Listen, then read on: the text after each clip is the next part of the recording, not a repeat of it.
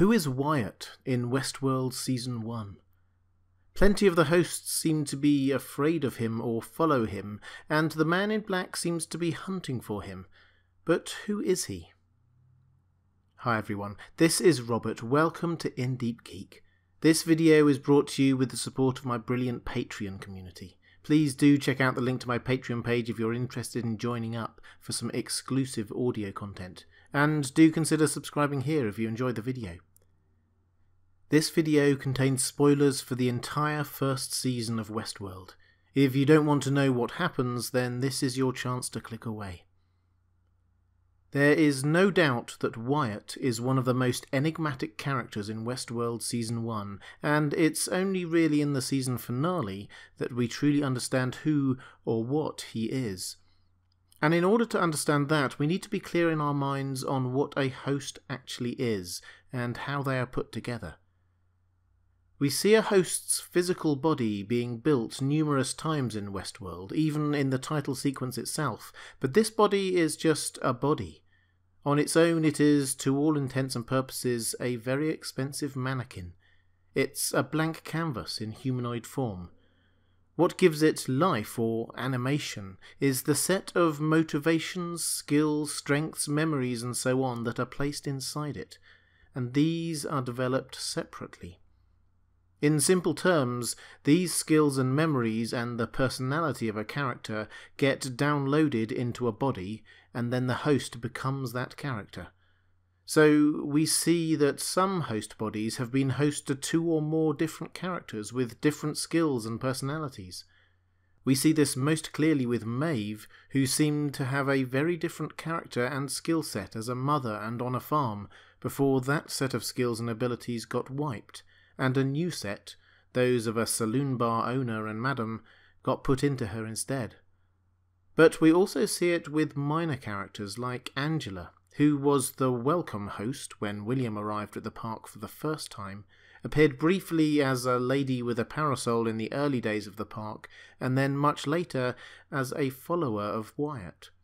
And of course, as the season progresses, we can see that these clear-cut lines blur as host bodies and characters remember events from their own past when they had different personalities and skill sets.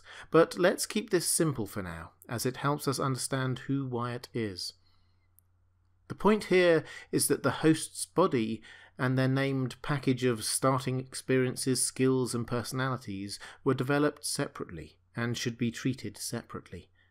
There are hosts' bodies, which start as empty vessels, and there are hosts' characters, as it were, which start off without a body. Crucial to our understanding of Wyatt is that he was one of these characters that initially did not have a body. He is an imprint, a personality and skill set that can be mapped onto a host body. With that clear, let's go back to the beginning of our story. Ford and Arnold are developing Westworld. This is a huge operation, and it means not just physically building the park, but also physically building the host bodies and generating the characters that would be imprinted onto those bodies. Wyatt was one of those characters that they developed. He's a charismatic evil character with a murderous past and skills as a gunslinger. He was to be the bad guy in several of the narratives that they were building.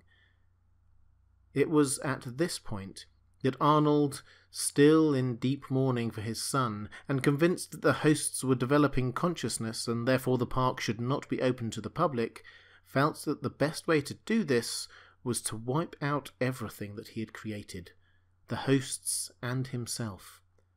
We will look at this in more detail in a future video, but the crucial thing here is that he decided that the best way to do this would be through a massacre of the hosts and of him by the hosts, making them look dangerous and out of control.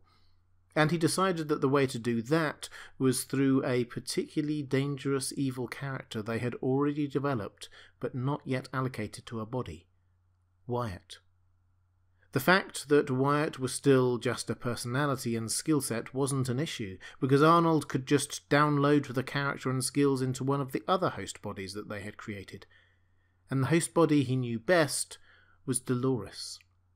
And of course, Having a character that was supposed to be a sweet farmer's daughter suddenly turn into a mass murderer would make the whole thing look even more inexcusable and dangerous to the public, and the park much less likely to be opened.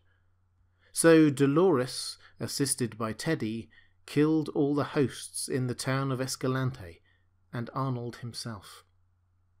Of course, this didn't then stop the park being opened. Ford pushed on with it regardless, and just didn't roll out the Wyatt character, leading to a few small holes in the narratives and backstories if you look hard enough. Like how Teddy starts off without much of a backstory until we see Ford give him one. But of course, this doesn't mean that Wyatt just disappeared. In fact, the character seems to have lodged itself somewhere in Dolores' subconscious. She seems able to access her Wyatt skills when in particularly dangerous situations, like when she and William were cornered by the Confederados, and she pulls a gun and shoots them all. Skipping forward to the current timeline, we find Ford developing his grand plan, which we will look at in a couple of videos' time. Central to this is the development of new narratives. This is something that rumbles on throughout Season 1, with various members of the Delos management and development team grumbling about how Ford's new narratives are playing havoc with their existing storylines. Incidentally, this tells us a lot about how narratives work.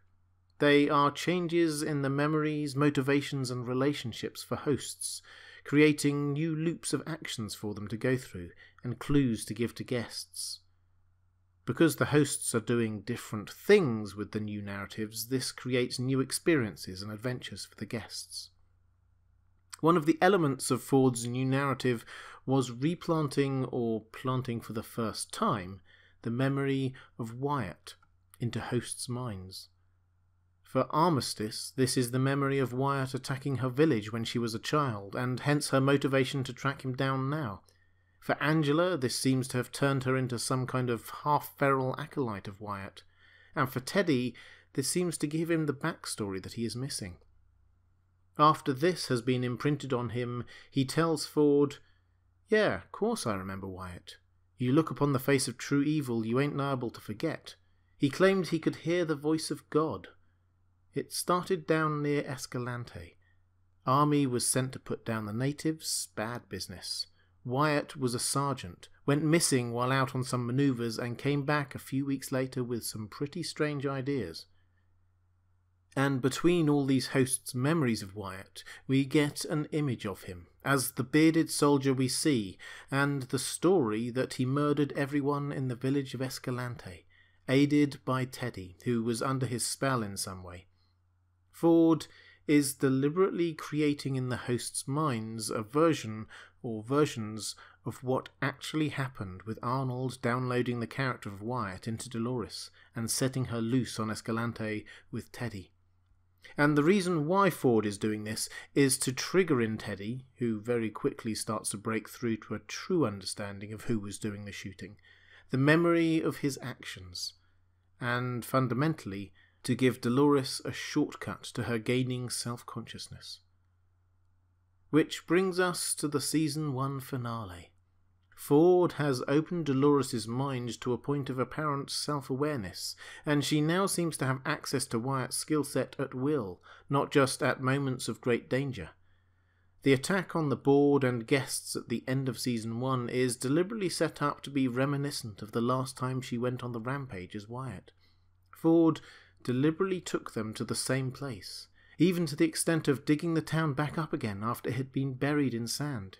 He was clearly leaving nothing to chance that the Wyatt memories could be triggered and Dolores would go all Wyatt on the board and guests, and on him. So, as we head towards Season 2, Dolores has full access to her Wyatt character and skill set, and the small amount of Season 2 footage that we have seen seems to back this up, with Dolores riding down survivors of the massacre and shooting them in cold blood.